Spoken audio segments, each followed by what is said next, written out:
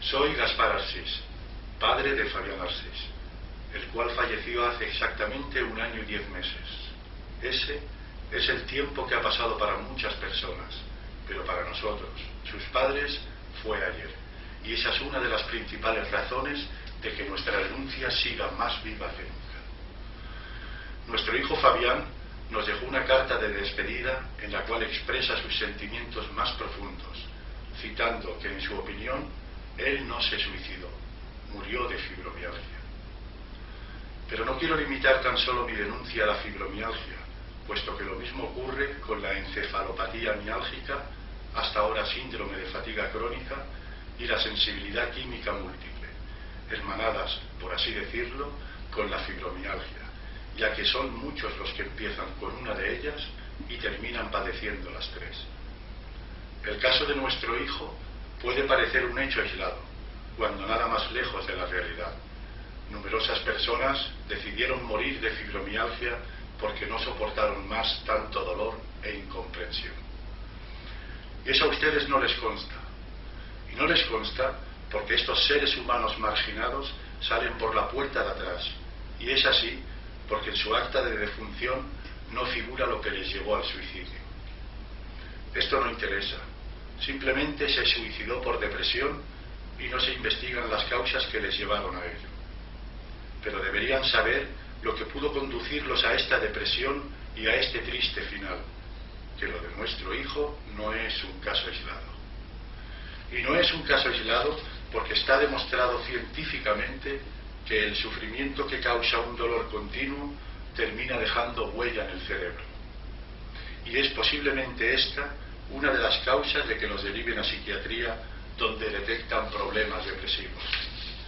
Pero, ¿qué persona con dolores día y noche no termina reflejando problemas mentales? Somos ya muchos los que sabemos lo que está ocurriendo con estos enfermos ignorados por los políticos y humillados por la sanidad pública, una vez tras otra, porque para ustedes estas personas no existen y tienen enfermedades imaginarias o simplemente están deprimidas y continúan con ese dañino discurso sin inmutarse, sin valorar las consecuencias del mismo, ignorando que es una enfermedad reconocida por la Organización Mundial de la Salud desde el año 1992, ignorando las investigaciones que otros países como Estados Unidos están realizando desde hace años, ignorando que algunos de estos estudiosos del tema están incluso argumentando que podría ser la epidemia del siglo y que en la próxima década se hablará mucho de esta enfermedad silenciosa. Desde que comenzamos nuestra denuncia, la situación para estos enfermos no ha mejorado.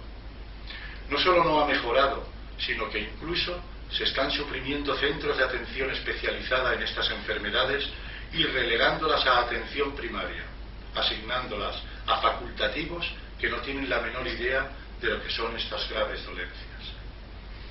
Agravándose la falta de humanidad de los tribunales médicos que deciden si estas personas están o no en condiciones de trabajar y los cuales ignoran sistemáticamente cuantos informes y pruebas aporten estos enfermos, porque sin duda la decisión ya está tomada antes de que se realice el juicio. Todas estas razones y muchas más que no exponemos aquí por razones obvias de espacio son las que nos han determinado a personalizar esta denuncia y a dirigirnos directamente a la ministra de Sanidad, antes Trinidad Jiménez, ahora Leire Pajín, y a Marina Geli, consellera de Salud, y a Carme Capdevila, consellera de Acción Social y Ciudadanía. Permítanme ustedes que les formule algunas preguntas con la esperanza de que se dignen a contestarlas, constatando el hecho de que en otras ocasiones, en el caso de otros enfermos de las mismas patologías, no han dado respuesta. Necesito que respondan a estos interrogantes que existen en el corazón de uno de sus ciudadanos que se considera maltratado, de un ciudadano que debido a una grave falta de humanidad ha perdido lo que más quiere en el mundo. ¿Por qué razón rechazan estas enfermedades y luego vemos hospitales privados y numerosos facultativos que la diagnostican?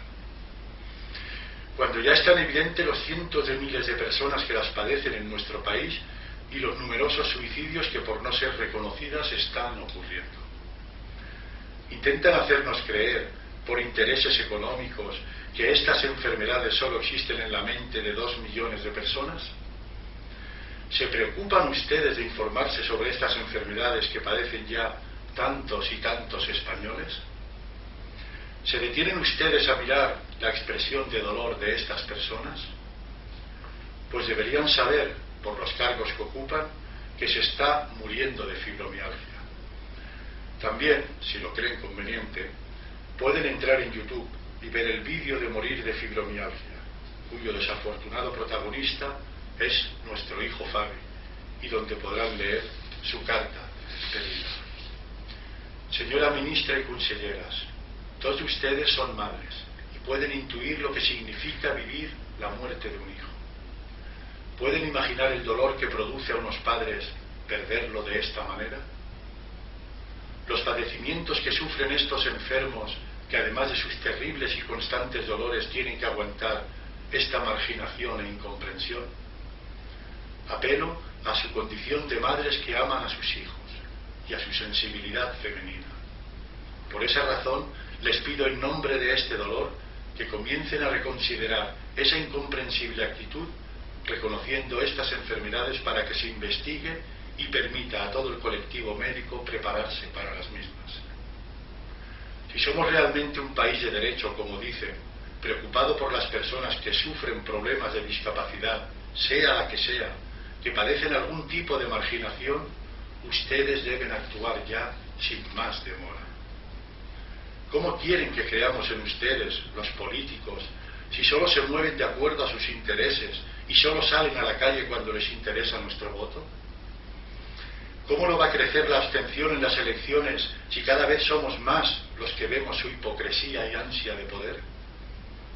Por esa razón, y salvo que se dé un importante paso ante nuestra demanda, desde aquí pido a todos los enfermos de fibromialgia, encefalopatía miálgica y sensibilidad química múltiple, así como a familiares y amigos, que les nieguen su voto, porque para ellos nosotros no existimos, somos invisibles.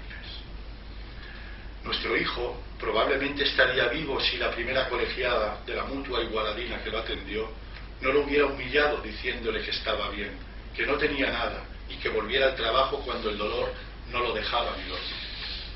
O cuando fue a la doctora de cabecera de la sanidad pública y la única solución que le dio fuera de tomarse antidepresivos durante 6 meses y después comenzarían a estudiar su caso.